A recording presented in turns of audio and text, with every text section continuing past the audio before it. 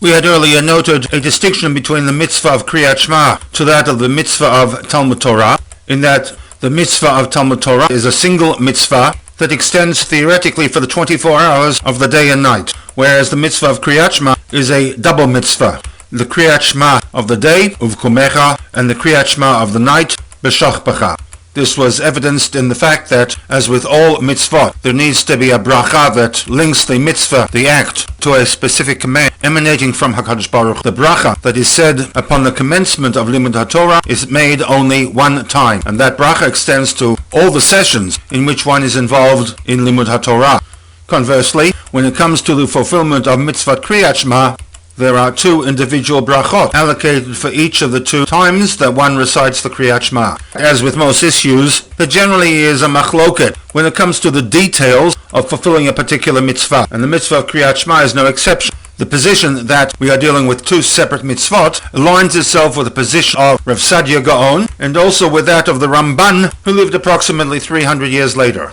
The Rambam, on the other hand, who lived approximately 50 years before the Ramban, compiled a list of what he considers to be the Taryag mitzvot. Under the heading of Mitzvah Yud of his Sefer HaMitzvot, the Rambam writes that Hu shetzivanu likro Kriyat Shema Arvit v'Shacharit. Mitzvah number 10 is the obligation to recite the Kriyat Shema at some time during the evening hours and again sometime during the morning hours. V'hu amru, and this was based upon the words of the Torah, v'dibarta bam, that one is obligated to speak, utter, recite these words, b'shachpacha v'kumech, which indicates that the Rambam maintains that the mitzvah of Keriat Shema is not two mitzvot, but rather a single mitzvah. Footnote number 4 argues that not only would the Saadia Gaon and the Ramban maintain that mitzvot Keriat Shema are two independent mitzvot, but even the Rambam would concur.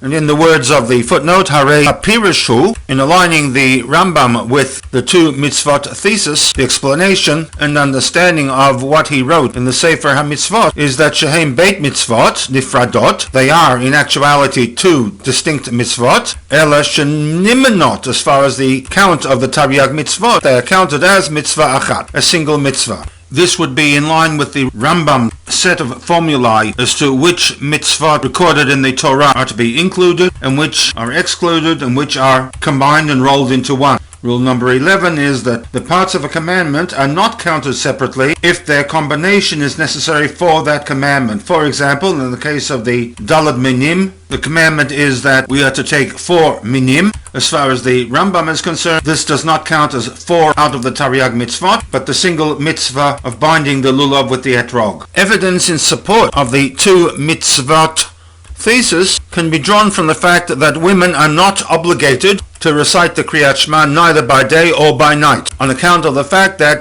the mitzvah of Keriat Shema is deemed to be a mitzvah aseh shehazman grama, a positive mitzvah, positive requirement that is bound by time, and the rule is that women are patur, not required to observe zman grama mitzvot. In theory, had the mitzvah of Keriat Shema been a single mitzvah, it would not meet the test of Zman Grama. They theoretically should then be obligated to fulfill this mitzvah. The Rambam himself concludes the entry with the words, O mitzvah zo, singular, this mitzvah, ein hanashim chayavot ba. Women are not obligated to fulfill. And in the words of the footnote, ukudamukach gam mizeh, evidence that mitzvot Keriat Shema are to be considered two independent mitzvot comes from the fact that a mitzvot Keriat Shema is mitzvot aseh shehazman grama. That the mitzvah of Keriat Shema is considered to be, deemed to be, a mitzvot aseh shehazman grama. For this reason, there is no obligation upon women to fulfill. From here, we can move on to footnote number 5, a footnote that relates to the evidence that the Rebbe brought, that mitzvah Keriat Shema is to be treated as two independent mitzvot on the basis that they each have separate brachot. Were they to be a single mitzvah, then as with mitzvah Talmud Torah, only one mitzvah is required for the entire 24-hour period, so too, theoretically, only one bracha would be required for both recitations of the Keriat Shema. The fact that there are two brachot indicates that mitzvah Keriat is to be treated as two independent mitzvot. Footnote number 5 asks rhetorically, de l'cha'ura, on the surface at least, ein lahem shaychot klal. In Keriat Shema there is absolutely no connection with the content of each of the respective brachot with the recitation of the Shema. And as a general rule, mitzvot that are connected to a particular act relate in one way or another to that act. The theme of the bracha that precedes the Kriyat Shema Shel Arvit highlights God's love for the Bnei Yisrael. Ahavat olam Beit Yisrael amcha. Ahavta, you have loved your nation Beit Yisrael with an everlasting love. With the Ahavat Olam bracha, ending with the words Baruch Atah Hashem Ohev. You, O God, is a God who loves, present tense, his nation Yisrael. The theme of the bracha that precedes the Kriyat Shema Shel Shacharit is that of chosenness. Ubana bachalta mikol am v'lashon, that you, O God, has chosen us from all the nations and all the languages of mankind. And once again, the bracha ends with the words Baruch Atah Hashem Bocher ba'amo Yisrael b'yahava.